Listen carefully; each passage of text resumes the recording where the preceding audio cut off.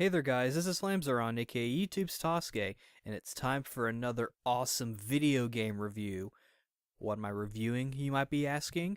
Well, it's a little game called Pokken Tournament DX Dog. The dog park, the dog part is not actually part of the title, but anyway, my first Switch full review for a Switch game. I was originally going to get the Wii U version, but then when they announced that it was actually coming to the Switch, I was like, I'll just wait for that. And I actually think that overall it was probably the better move, because one, I think it comes with all the DLC as well as some like extra stuff from the arcade version. And also, just the fact that, the Switch, you can take it on the go with you, which actually was pretty helpful with this particular game. And I'll go into that as we go through the review. But, yeah. I finished it a while ago. It's actually been a few months since I finished it. I just haven't gotten a chance to really record a review for it yet. And as far as I know, they're not going to do any other DLC for the Switch version. Maybe they'll do more with the arcade version. I'm not sure. I think this game is more or less done. They might make a sequel. I kind of hope they make a sequel. Because I'll go ahead and say, frankly, I think the Pokemon roster was not super ideal. I know this is like their first time, but it would have been cool to have more Pokemon. And I'll go more into detail as I continue onward. But for those of you who don't know, this is a Pokemon fighting game made by some of the Tekken people. So that's quite the pedigree. Gameplay wise, it doesn't really play too much like Tekken. It plays in a way that how do I say it? Works well. It's not a super technical game. I feel like it's sort of like it's kind of like the anime fighters, where you got your weak attack, your strong attack, and then your like specialty attack, like in Saint Seiya, for example, Soldier Soul and Brave Soldiers and whatnot. You've got your weak attack, your strong attack, then you've got like your Brave Soldiers, you would have like your Pegasus Ryuseiken or something, whatever Saint you're playing as. Whereas in Soldier Soul, you would have like just like some sort of move you could do. Or like in the Xenoverse games, you got your weak attack and strong attack and your energy blast and whatnot. In this, you've got your weak attack, your strong attack, and then one of like your actual like TMs or HMs, like Scizor, for example, which was the Pokemon I used, had like Metal Claw and Sword Dance and some other moves. One, I think it's called like Bullet Rush or something. One of those moves. You'll see it because I use that one a bit. I mainly use the Metal Claw. But I thought that system was pretty cool, and you got this thing where like you can power up. I think it's called like Synergy Burst, because this game is all about having synergy with your Pokemon. Because it's one of those things where like you're in kind of like the background, you've got a mic, and you're kind of commanding your Pokemon from there. Except it's more of like a trust thing. It's not like in regular Pokemon, from what I could tell. And I'm not like a super big Pokemon expert. I'm not even really a Pokemon guy, to be perfectly honest. The main reason why I was interested in this game was because, I do kind of like Pokemon, and I kind of like the idea of a Pokemon fighting game. And also, when I first saw the commercial for Pokemon Stadium, I misunderstood it and thought it was an actual Pokemon fighting game. And so this is sort of like my wish come true with this kind of game. Though it would, again, be nice if it had more. Obviously, we wouldn't have all of them, even though I do kind of wish they would have all of them. I've got pretty bad standards for my desires and things, I guess. But yeah, this game's got synergy, and you can do this thing called Synergy Boost, which is basically you would do a big mode depending on the Pokemon you choose. With Scizor, you'd get your Mega Evolution. Same with Charizard and a few others.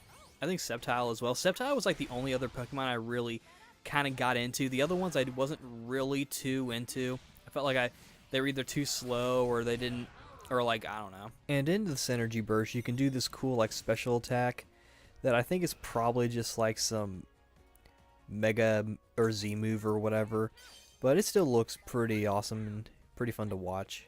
Not to mention pull off whenever you actually can. It can be a little hard sometimes, but when you get it, it's pretty awesome. But like Scizor and Sceptile were like the ones that I was probably the best with. Surprisingly, Blaziken actually wasn't really that good. I was kind of prepared to sort of become a Blaziken person and be like, okay, well, I chose Trico, and and got Sceptile and Ruby. And I'm probably going to do the same thing for Omega Ruby whenever I get that, which I still haven't get that. I'm behind on Pokemon. I still need to finish Soul Silver. Anyway. Yeah, I chose Trico. So, and Blaziken, frankly, I think is a little overrated, but I'm going, you know, I'll give Blaziken a try. You know, this is kind of like his ideal game. Well, he's actually not that good. In my opinion, he's not really fun to play as, and he doesn't really work well for me.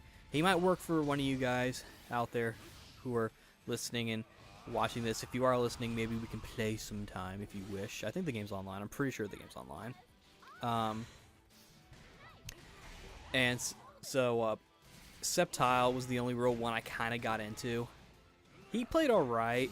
I felt like his damage output wasn't as high as like I really wanted. I ultimately went with Scizor, which was the one I was going to go with anyway, because Scizor, who's the evolved form of Scyther, was one of my favorite Pokemon from Generation 2. Now, if they had Feraligatr, like, oh man, all bets were off.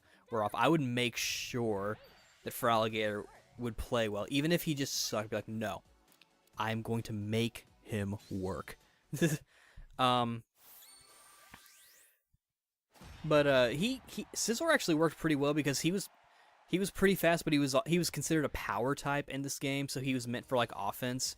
But he was also pretty quick as well, so he actually worked really well.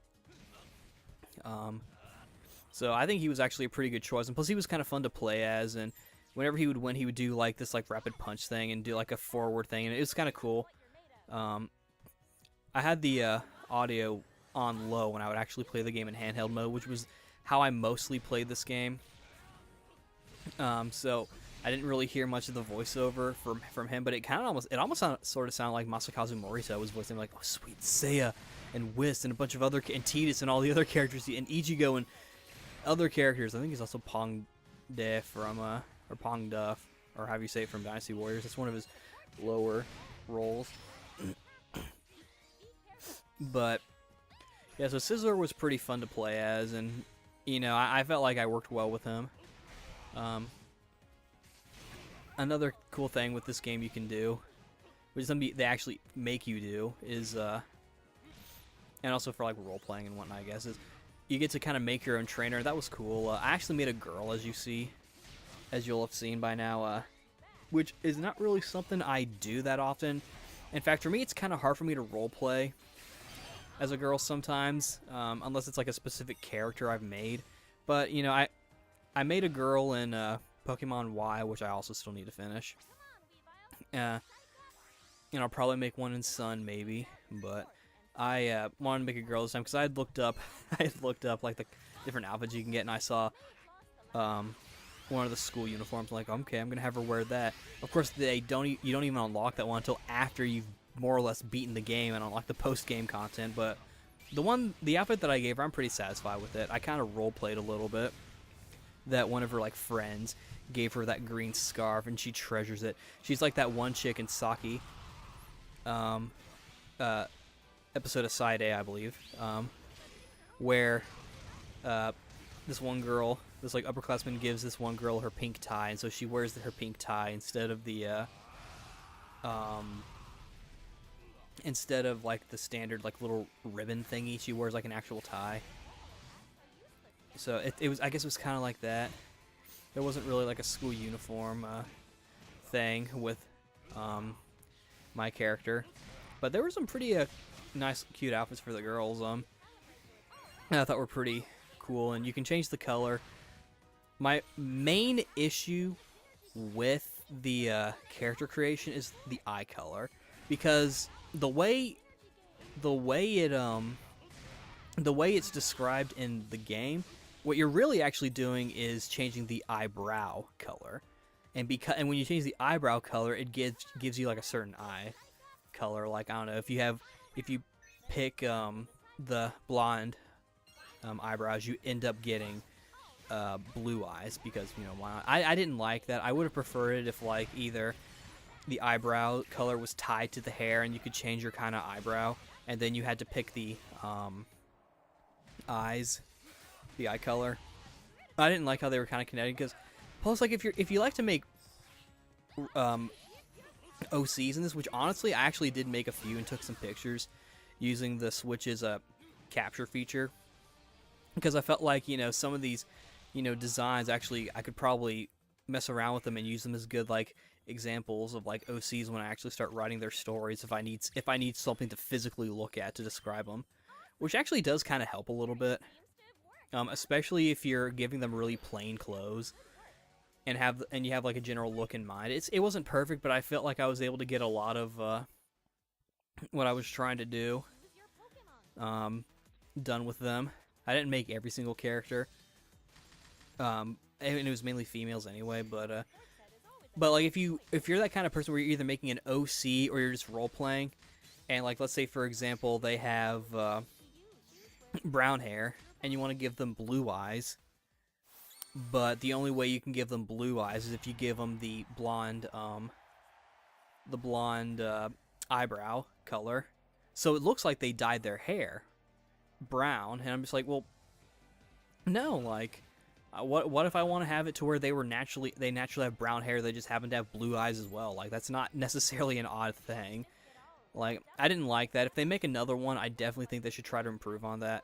I'm not expecting them to like have it to where like we can like mold their faces to how we want, or even give them facial hair. Frankly, like, it was still sort of like the I wouldn't say 10. I'd say maybe 14 or 15, maybe even 16. For the age range, my character Scarlet Ryan is what I named her, because I've gotten kind of into the habit of naming created characters in these kind of games after me, and I was just gonna name her Ryan, but I was like, I don't know, that's gonna be kind of weird. So I went with like Scarlet Ryan, did like one like kind of like Mary Beth or something like that, because I think Scarlet's kind of a cute name for a girl. Plus, red's my favorite color, and Scarlet is just a fancier way of saying red. So I did that and I put a hyphen in there. So that was kind of little cool thing. I could go into more details of how I would was role playing with her, but honestly, it'd be a little inappropriate. Yeah, but it was actually kind of fun role playing a little bit. It kind of reminded me of Angelic Lair, which I had kind of picked up a little bit again.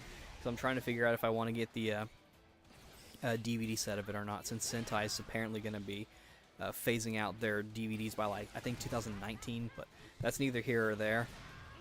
Yeah, so the customization actually was pretty decent. The eyebrow thing was a little annoying. I really wish they would have either just tied it to the hair or had it to where you had to select the eyebrow color separately, especially if you actually want to do a thing where like, oh, I want my character to have like red hair and yellow eyebrows. So like maybe she was blonde but she dyed her hair red or something. Like, okay, cool. But have the eye color be separate. I would have done that, but I don't like how the eyebrow color and the eye color were more or less connected, because it's a little too stereotypical. Just because someone has blonde hair doesn't mean they'll have blue eyes. Nah. But, you know, it is what it is. The male customization, I kind of looked at it a little bit because I was thinking about making a guy. And they looked alright. You know, it was going to kind of be how I used to sort of make my characters in these kind of games, where I basically just made, like, my anime, like, red hair guy. These days I try to give them all, like, facial hair, mainly because the games that I play where you make your own character are usually the Western RPGs, and, you know, even Dark Souls, like, even though it's a Japanese game, that's very much a Western RPG. And, well, I think Demon Souls was probably the last one where I actually, no, Dragon Age 1 was the last one where I made my typical red hair guy, but he didn't have any facial hair. Mainly because at the time I didn't have any facial hair, but now that I keep facial hair regularly, I like to give my guys beards and stuff like that. But yeah, so obviously there's no facial hair because they want to keep, like, you know, a certain age. I guess if they ever make another one, they can make it to where that'd actually be kind of cool for like role-playing purposes. Maybe not for a main Pokemon game, but maybe for something like this where it's like, oh, you can be like a 20-year-old or a 36-year-old or whatever, and like role-play that with. That actually would be kind of cool. Nintendo and the Pokemon Game Freak, whoever is in charge of the next Pokemon spin-off game, Pokken Tournament 2 or what have you, and Knuckles, um, make it to where we can be different ages. That'd be kind of cool. And they probably won't, but I can maybe get some cool stuff out of the male customization. I imagine he probably would end up looking like Shiro or something from Fate Stay Night, or something like that. Maybe not necessarily like Shiro, but I could, like, you know what I mean. One thing that I found kind of interesting, though, which is something because the game kind of leads you to think that the male and the female avatars kind of share clothing options, which for the most part they do, or in partial mostly, because like there's like the a doctor stuff and the graduation stuff, I think. And there were some that like I feel like the guy should be allowed to have, because like they both have like the school uniforms.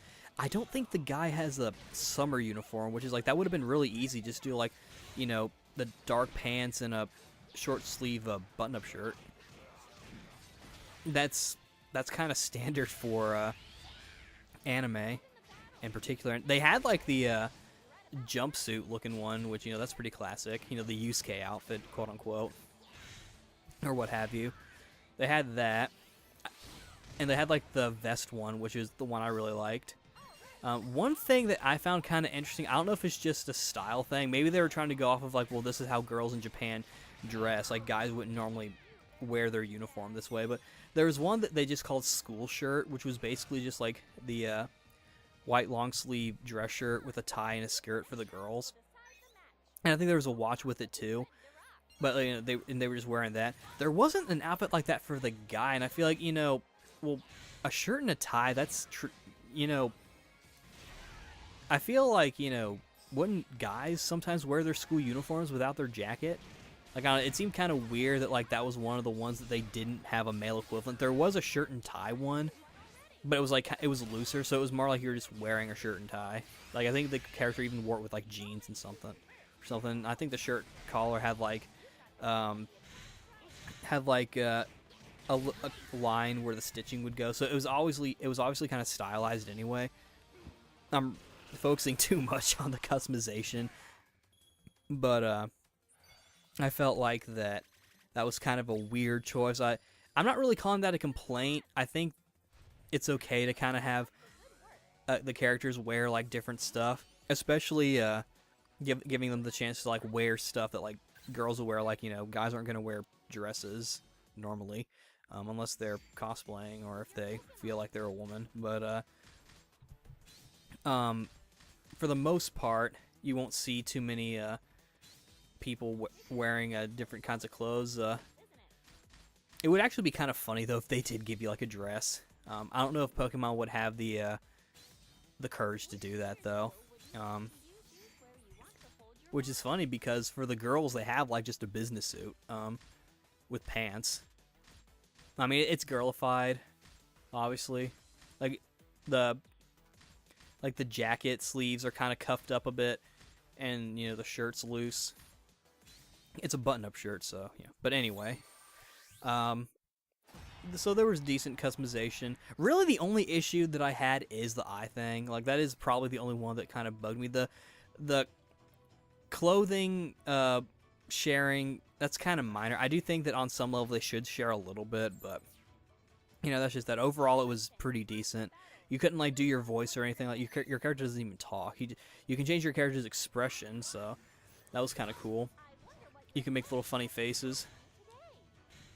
And they have a fair amount of good ones too. And you give your characters like expressions, and you can have you can give your characters titles and whatnot. And, like, you can have them like say little things that you could pick from like a list. One of them was like, I play the arcade version, which I found kind of interesting that they included that in the English version. I guess maybe like in the event that like you're living in Japan, you just happen to get the English version, which I think some people actually do that. If they're native English speakers, they probably just want to play games in their native language, so they import, which is kind of funny. They're importing something from their home country into the country they're currently living in. Is kind of a funny thought. But, and also maybe like if you went to Japan and played it, but you know, I don't know, that's not really a big deal. The one I chose for Scarlet Orion, mainly just the thanks for playing with me. That was like her little tagline thing. But then her title was Lion at Home, because I'm like, lions are Um, and they say different stuff.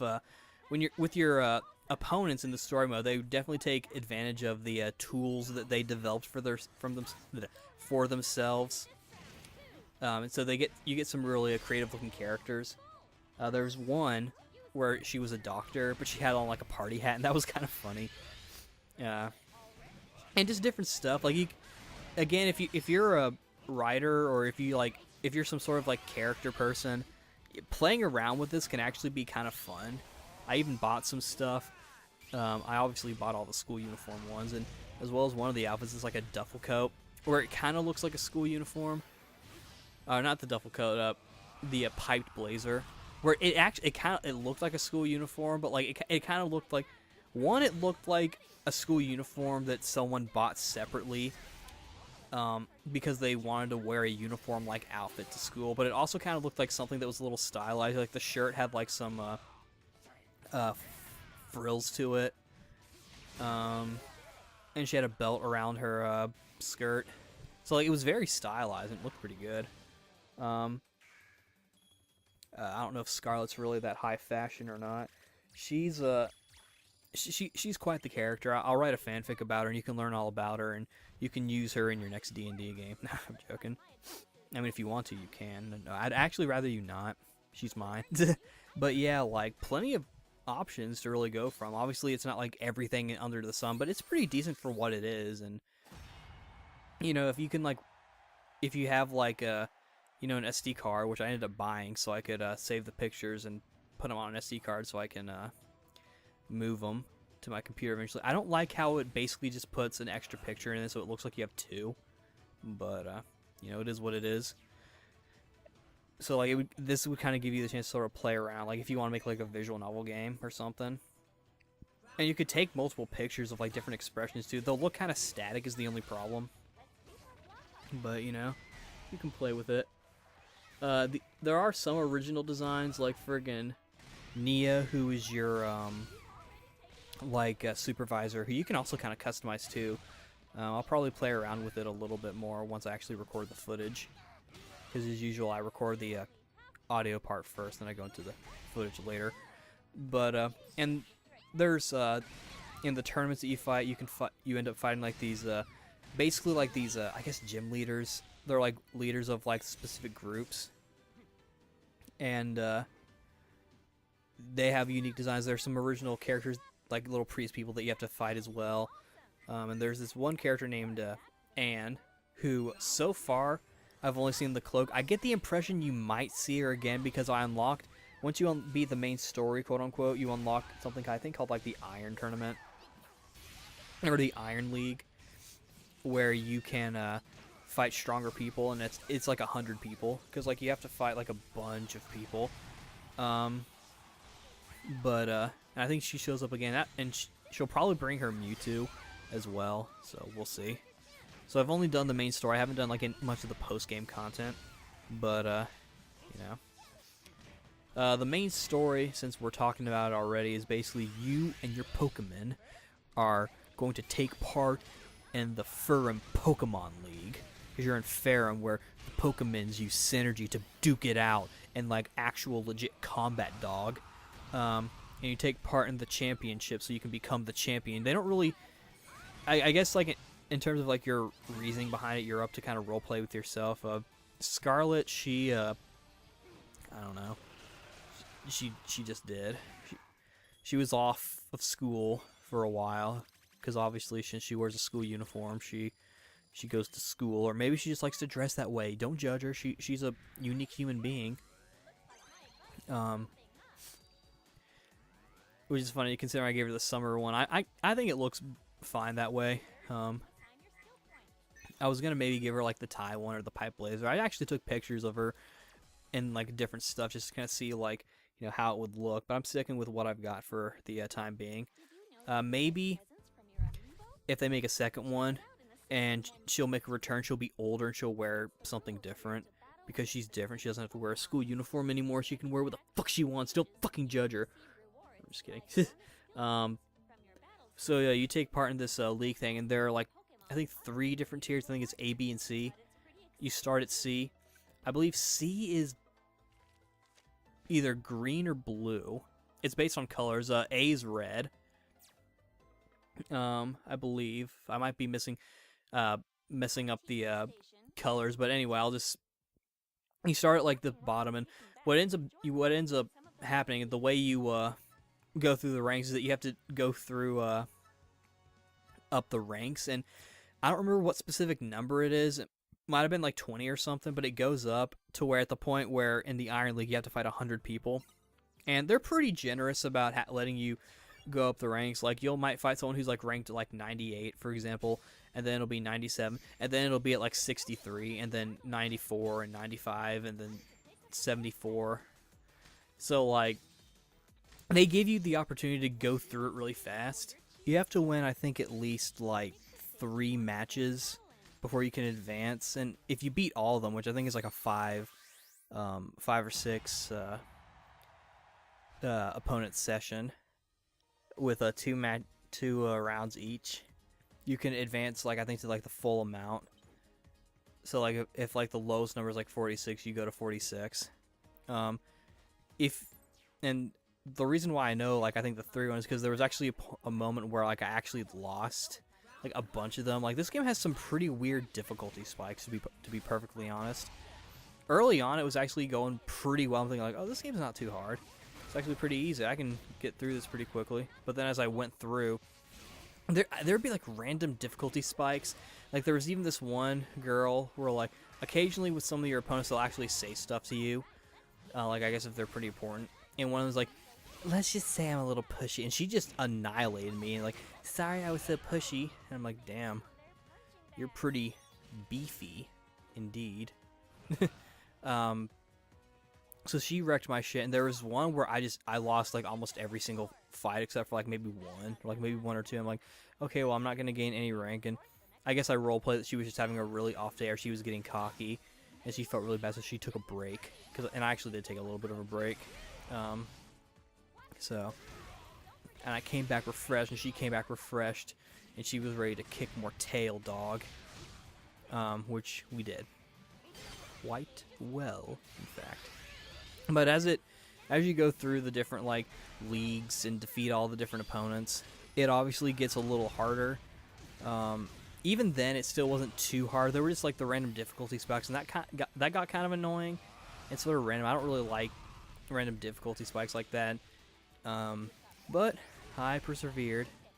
It mainly just kind of slowed the process rather than like completely stopped the progress like I did that one time where I just lost so many, like I didn't even rank at all. But it isn't until after you beat the first 2 leagues to where the character Anne returns, because firstly, after you beat the first league, Shadow Mewtwo shows up and wrecks your shit.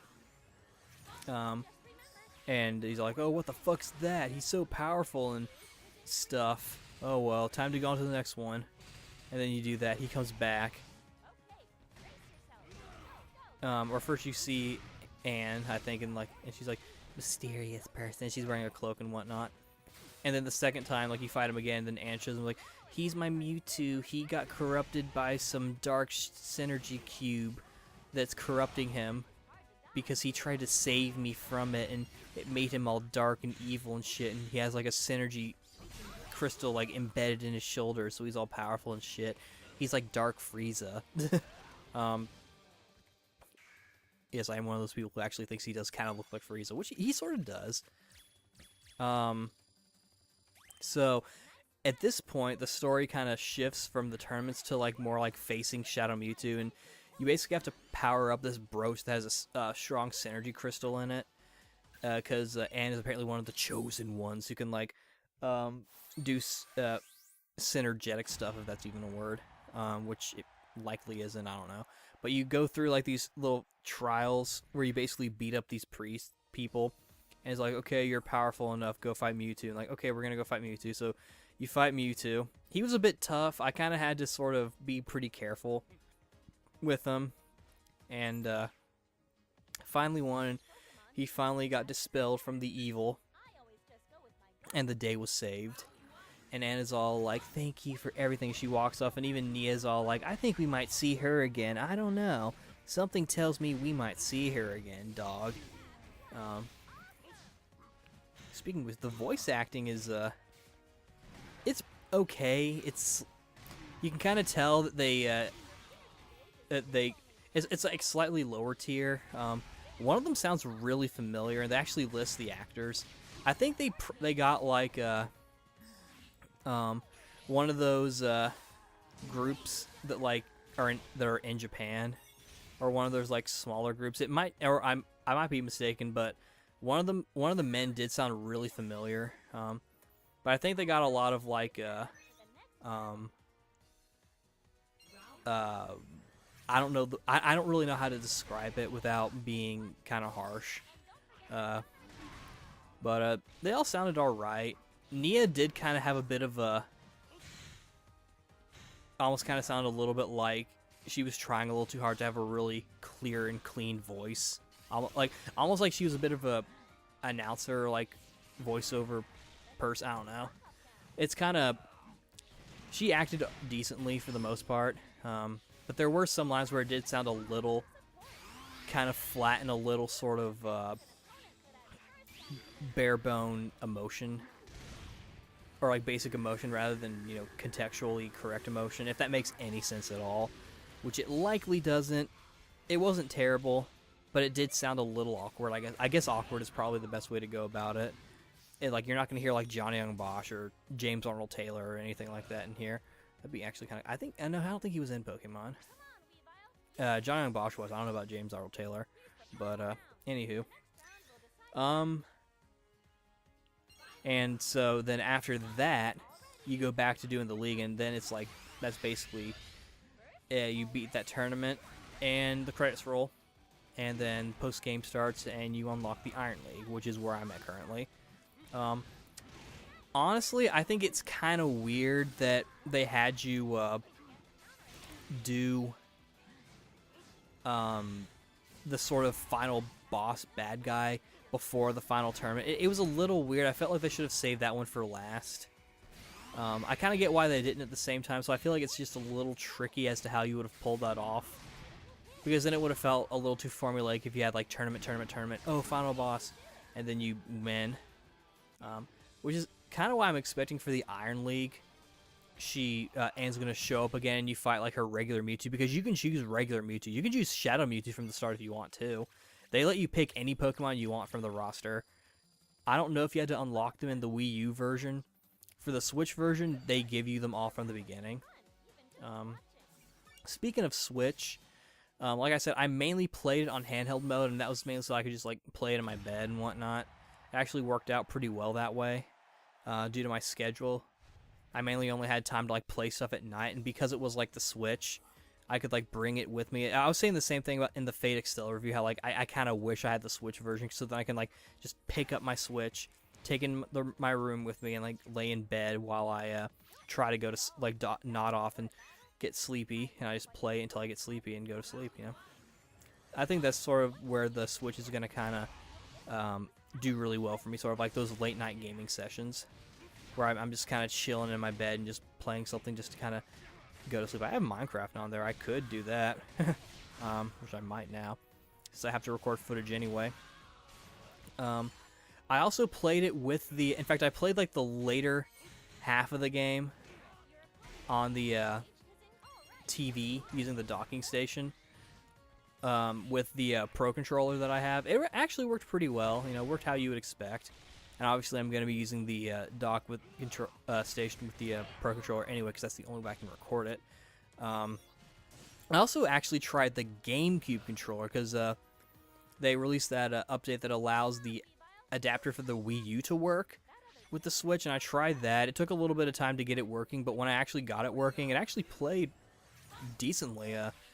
The L, I think L didn't do anything. I think R might have tried to do something, but you know, it actually worked pretty decently, surprisingly. Obviously, it would work better for something like Mario Odyssey or Smash Brothers or what have you. I haven't tried it with Breath of the Wild yet. I tried it with Minecraft and it just flat out didn't work. It worked a little bit, but there weren't enough buttons. So, but you know, it worked pretty well.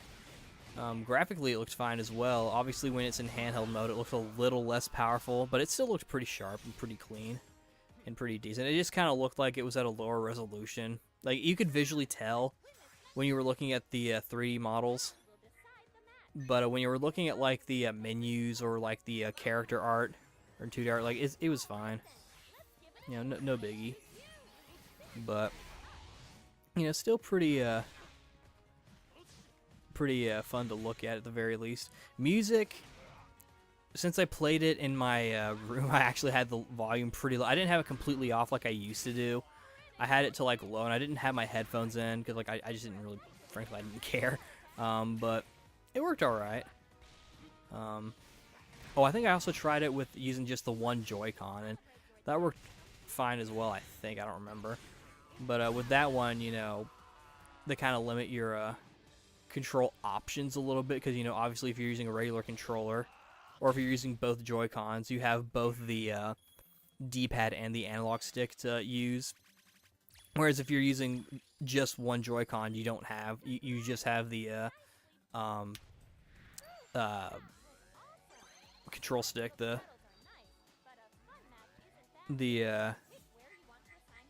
analog stick, the joystick. For some reason, I wanted to say joy in there. But, yeah, overall, it was a pretty decent game. My only real issues were, you know, like I said, the character customization eyebrow thing. And I think the story placement of Anne's thing with Shadow Mewtwo was a little awkward. But, again, that's sort of like a tough one to figure out, because then it's like, okay, well, do you put it in now and have it be awkwardly placed, and make it feel like the story's kind of like disorganized, or do you put it at the end and make the story feel overly formulaic? So it's just like, you know, it's they probably overall made the right call, but you know, who knows? Maybe they'll make a sequel. If they do make a sequel, which I guess one other complaint is maybe just the lack of Pokemon, because they don't have too many, and excluding like the doubles, the duplicates, because, you know, they got Mewtwo and Shadow Mewtwo, and also Pikachu and Pikachu Libre, which, you know, they only have Libre in there for the friggin', you know, notoriety of it. But I think it'd be cool if maybe they had more fighting Pokemon, since this is a Pokemon fighting game. Like Poliwrath would have been cool. They had Machamp in there.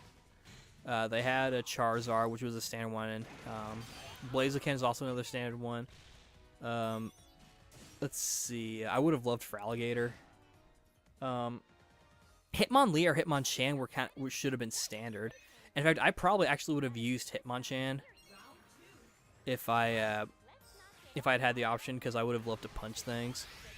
Electabuzz actually would have been cool as well, I think, because Electabuzz is pretty cool.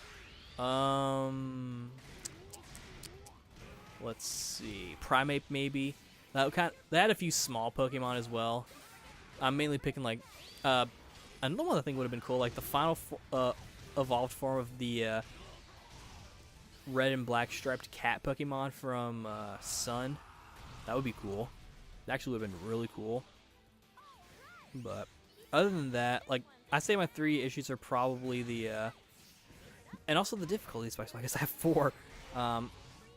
My 4 main issues are the and even then, like, 2 of them aren't really issues. Like, one of them it's just like I'd say my actual issues, well, I take it back, like 3, because like the story one's just kind of my 4 issues. Let's just focus on that.